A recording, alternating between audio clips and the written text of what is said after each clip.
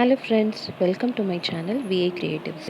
இன்றைக்கி நம்ம சேனலில் என்ன ரெசிபி பார்க்க போகிறோன்னா சொரா புட்டு எப்படி செய்கிறதுன்னு டீட்டெயிலாக இந்த வீடியோவில் பார்க்கலாம். மீன் பிடிக்கலை, சாப்பிட தெரியாது அப்படின்றவங்கெல்லாம் இந்த சொரா புட்டு ட்ரை பண்ணி பார்க்கலாம்.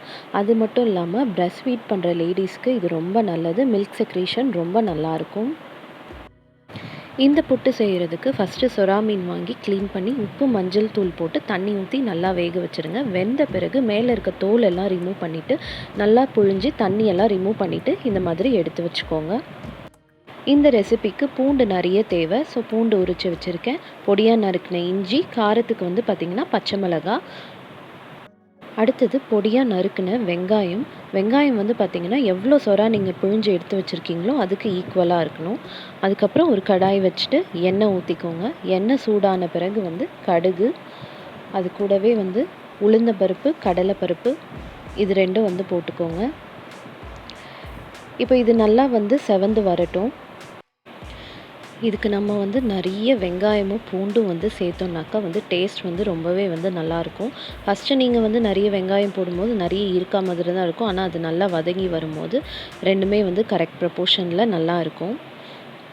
இப்போ பாருங்கள், இது நல்லா செவந்து வந்துட்டுருக்கு.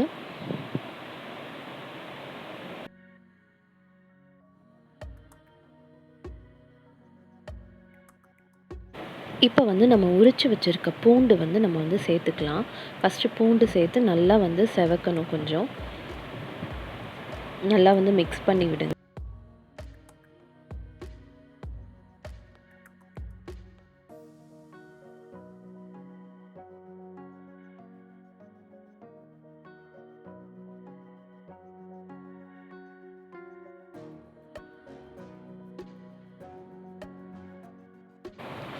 பூண்டு கொஞ்சம் நேரம் எண்ணெயிலே வதங்கி ஃப்ரை ஆகி வரும்போது நம்ம கட் பண்ணி வச்சுருக்க இஞ்சி, பச்சை மிளகாய் ரெண்டும் சேர்த்துடலாம். ரெண்டும் சேர்த்து நல்லா பச்சை வாசனை போகிற வரைக்கும் நல்லா கலந்து விட்டுக்கோங்க.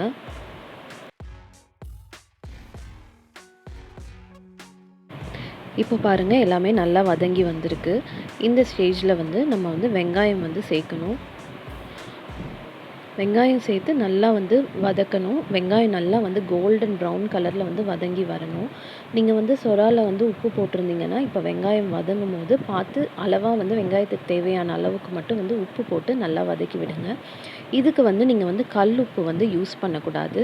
ஏன்னா நம்ம தண்ணி சேர்க்க போகிறதில்ல, கரையாது, அங்கங்கே நின்றுடும். அதனால் சால்ட் சேர்த்துக்கோங்க. சால்ட் சேர்த்து நல்லா கலந்து விடுங்க.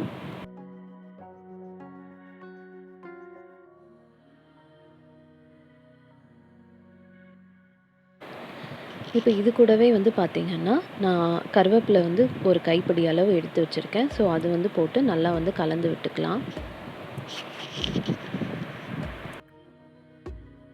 வெங்காயம் பார்த்திங்கன்னா நீங்கள் நிறைய போட்டு வதக்கும் போது இந்த மாதிரி நல்லா பரவலாக ஸ்ப்ரெட் பண்ணி விடுங்க. அப்படி விட்டிங்கன்னா நல்லா ஈவனாக வதங்கி சீக்கிரமாக வதங்கி வரும். அதுக்கப்புறம் நீங்கள் கொஞ்சம் நேரத்துக்கு ஒரு டைம் நல்லா கிளறி விடுங்க. இல்லைன்னா அடி பிடிச்சிரும்.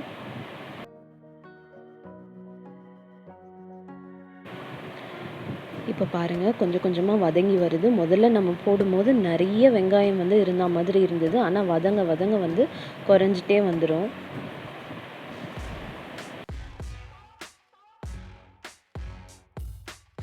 இப்போ பாருங்கள், வெங்காயம் நல்லா வதங்கி கோல்டன் ப்ரௌன் கலர் ஆயிருக்கு. இப்போ நல்லா கலரி விட்டுட்டு நம்ம ஆல்ரெடி பிழிஞ்சு எடுத்து வச்சுருக்க சொரா நல்லா இந்த மாதிரி உதிர்த்து வச்சுக்கோங்க.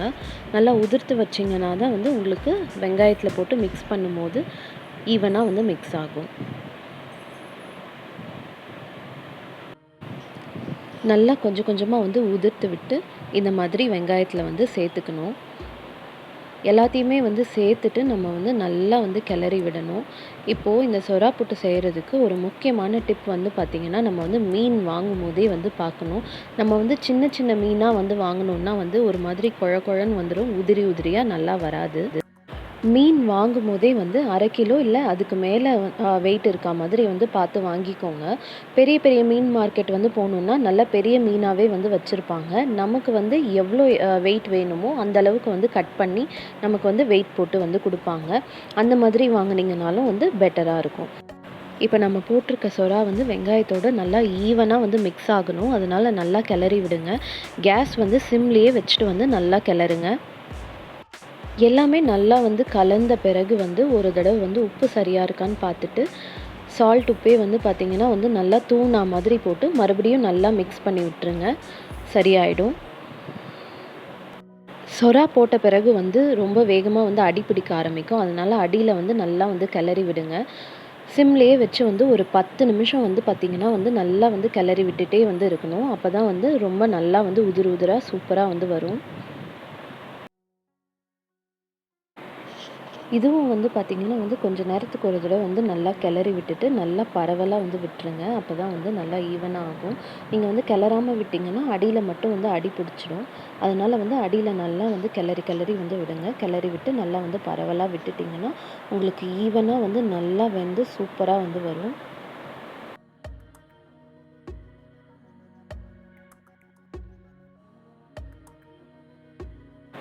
டென் மினிட்ஸ்க்கு அப்புறம் வந்து பாருங்கள், நல்லா வந்து வெந்து நல்லா வந்திருக்கு. அவ்வளோதான், சொரா புட்டு வந்து ரெடி ஆகிடுச்சு. இப்போ வந்து நல்லா ஒரு டைம் வந்து மிக்ஸ் பண்ணிவிடுங்க. மிக்ஸ் பண்ணிவிட்டு நம்ம வந்து கேஸ் வந்து ஆஃப் பண்ணிடலாம். இந்த சொரா புட்டு வந்து சூடாக சாப்பிடும்போது ரொம்ப நல்லாயிருக்கும். ஒரு ஹாட் பாக்ஸில் வந்து போட்டு வச்சுக்கிட்டாக்கா வந்து சூடு ஆறாமல் இருக்கும். நம்ம வந்து சாப்பிடும்போது வந்து ரொம்ப நல்லாயிருக்கும். உங்களுக்கு அப்புறமா வந்து வேணும்னாலும் நீங்கள் வந்து தாராளமாக கடாயில் போட்டு வந்து நல்லா சூடு பண்ணிக்கலாம். எதுவுமே வந்து ஆகாது. ரொம்ப டேஸ்டான சூப்பரான சொரா புட்டு ரெடி. நீங்களும் வந்து மறக்காமல் வந்து வீட்டில் ட்ரை பண்ணி பாருங்கள். ரொம்ப நல்லாயிருக்கும். வீடியோ பிடிச்சிருந்தா லைக் பண்ணுங்கள், ஷேர் பண்ணுங்கள், சப்ஸ்கிரைப் பண்ணுங்கள். தேங்க்ஸ் ஃபார் வாட்சிங்.